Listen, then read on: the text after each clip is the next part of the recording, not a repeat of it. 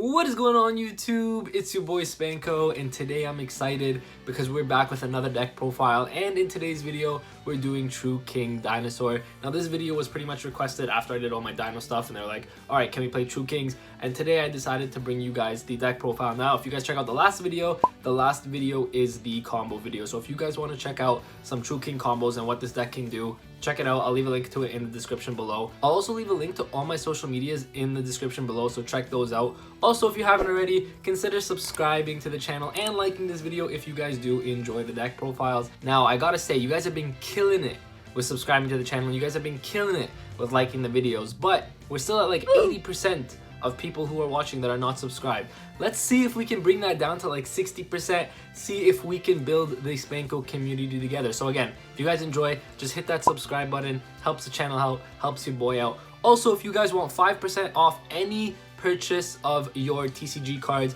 make sure to check out the link in the description. It is Card Brawlers. It's a Canadian store, so if you guys want to help support local, I'm Canadian myself, so if you guys wanted to help support that, you can check out the link in the description. Use the code SPANKO5 and you get 5% off of your purchase. Also, if you want to use TCG Player and you use TCG Player, my affiliate link is in the description below too, so if you guys can check that out, it does help support your boy. Now, with all that out of the way, I'm really excited, so let's get into the deck profile.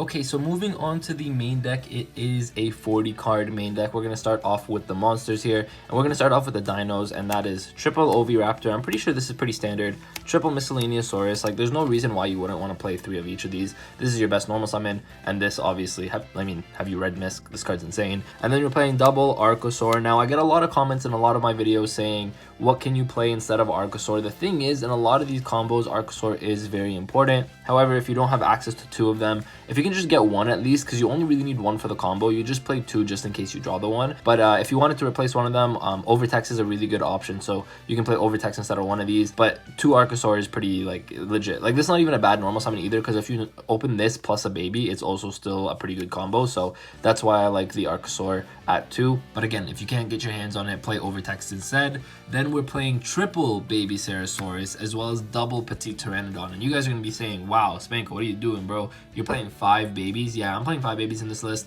And I think it's actually pretty important to play 5 babies because you really want to open one of these. If you can open one of these with your True King, you're in such a good position. So I like to max out on these. Turn 1 combo, actually you go through 3 babies in 1 turn. So it's just really good. You want to really max them out. And it sounds like bad. I know you guys might be thinking, okay, what if these brick in your hand? Yes, they can kind of be a brick, but again, with Diagram in your deck, with your True King in your deck, it's not as bad as it was in like a pure Dino build, right? Or it's not as bad as it is in a pure Dino build, I should say. That's why you're maxing out on them. Obviously, we are playing double UCT, 1 Giant Rex. We're playing 1 Pankatrops, as well as 1 Aeolo. Aeolo is very important for the combo. But the new dino that I decided to add was 1 Jirac Titano. I know, I'm sorry, I'm proxying it. I don't have access to a Titano right now, so I'm just proxying the Titano.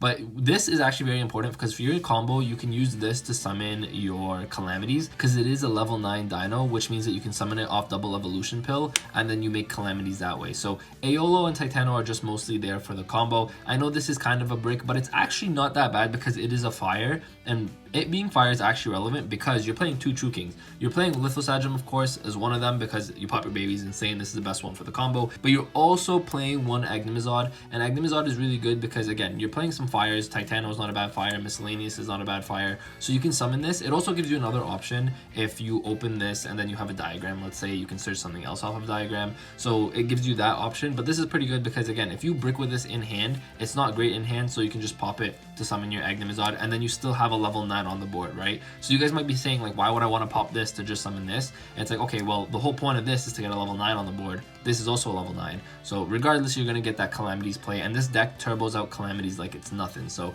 that's why these are really important to play. Then for just a couple combo extenders, you're playing 1 Despot 001 as well as 1 Coltwing. If you guys didn't watch the combo video, again, the link is going to be in the description below, but I show you guys how to play with this and how to especially combo with the Despot, the Coltwing, and the Titano. It makes Calamities super easily. One of the boards is Borderload, Savage, Herald, as well as Calamities, and that's like pretty nutty if you ask me. I don't know how your opponent's going to be outing that kind of board, so that's why these are really important to play. I know they're bricks, I know it sucks, you don't really want to play bricks, but again, what are you supposed to do? When you're playing a combo deck like this, you have to take the risk, and it is still pretty consistent, right? You're still playing 3 OV, 3 miss, double of this. Like if you open these, you're in a really good position. This isn't bad to draw because you're going to be summoning this off Hulk anyways, and Hulk can summon from your hand, so it's not the worst to draw. This one is just kind of bad to draw. So in general, the only real brick you're playing is the Colt Wing and maybe the Aeolo as well, but that's really it, right? I know it sucks, you have to play it though, it's for the combo.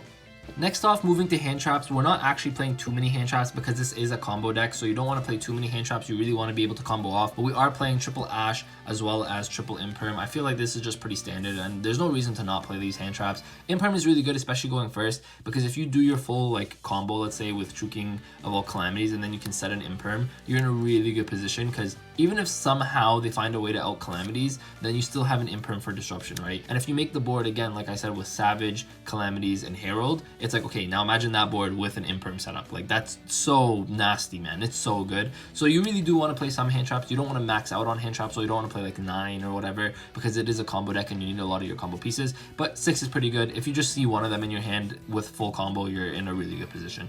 And then lastly, onto the spell cards, we are playing 1 Diagram as well as double Lost World. This is obviously really good. Diagram is searches your True Kings, it's really strong. Lost World is really good. I didn't want to max out on it because now we do have the Diagram, and I didn't want to open too many like field spells in my hand, if that makes sense, because imagine opening a hand of like double Lost World and like nothing else, right? It's not that great. So I really just wanted to play this at 2. Diagram is kind of always live though, that's why Diagram, and we also max out on Baby, so always getting Diagram in hand is great, which is why we're playing a Terraforming, and we're also playing Set Rotation because we really want to get to that Diagram as fast as possible. So we're pretty much playing 3 copies of Diagram, so if we just draw the True King, then we're pretty good in that sense as well. So that's it for this field spells. We are playing double Evolution Pill, 2 of them I should say. I was about to say double Evolution Pill, but yeah, we're playing 2 of these. Obviously very important. The thing is, you search it off Archosaur, and the reason you're playing 2 is because if you end up opening 1, you actually need 1 in your deck for your Archosaur to go off, so that's why you're playing 2. So I mean, it's really good. Also being able to summon UCT multiple times is really good. Then we are playing triple Fossil Dig. I mean, why wouldn't you? Not once per turn Roto for the deck. There's no reason to not playing it. And lastly, for our 40th card is 1 Monster Reborn. I know you guys might be saying like, why Monster Reborn is the random 40th card?